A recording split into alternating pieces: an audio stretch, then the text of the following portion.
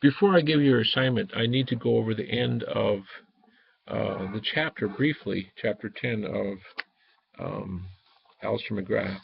He gives 6 models for the Trinity, and these are not based on um, not based on uh, time periods, but they're all over the place.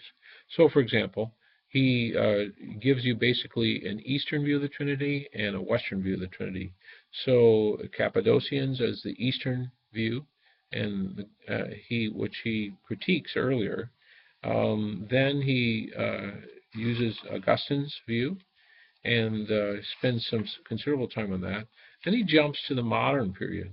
Karl Barth is uh, one of the most notable theologians of the 20th century. He has a particular way in which he frames the Trinity.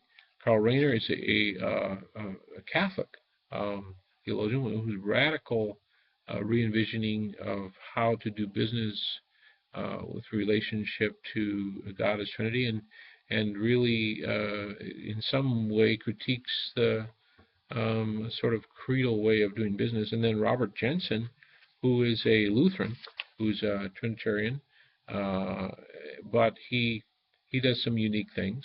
And then John Macquarie, who is essentially a kind of existentialist sense of being with God. And so here's 6 different models. Now here's what I want you to do for this. I want you to read.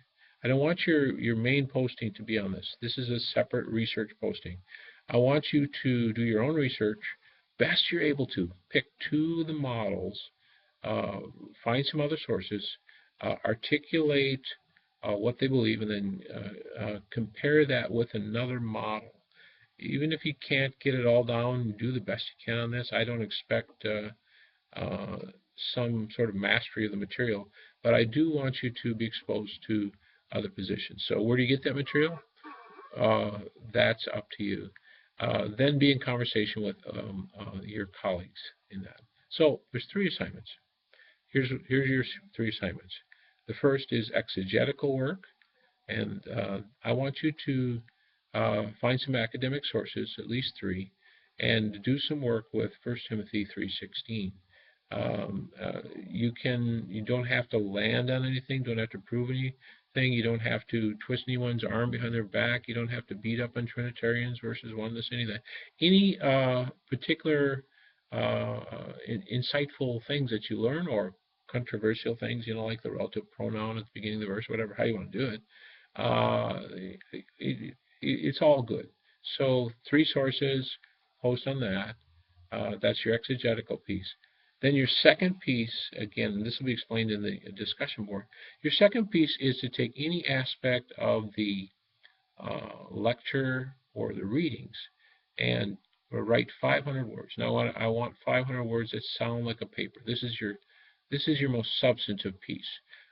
Your research on um, uh, these various models of Trinitarians can be a little less formal.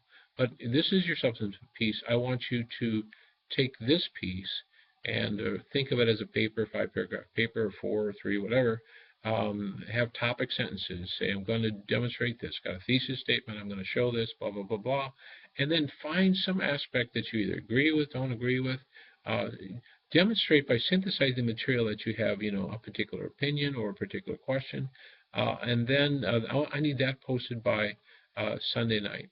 That's the one I'll interact with on Monday. I don't expect you to be any expert on these models of the Trinity. We'll pick up on those in the next class, but I do want you to sort of dive in the pool there. So that and your exegesis on 1 Timothy 3:16. So that's kind of what I'm looking for, and you'll see more instructions on the discussion board. So that's my attempt this week, and I don't know if this is too much or too little, but I'm open to change for next week and try to do a better job, something that meets the need. Uh, God bless, and we will look forward to hearing from you and reading your posts.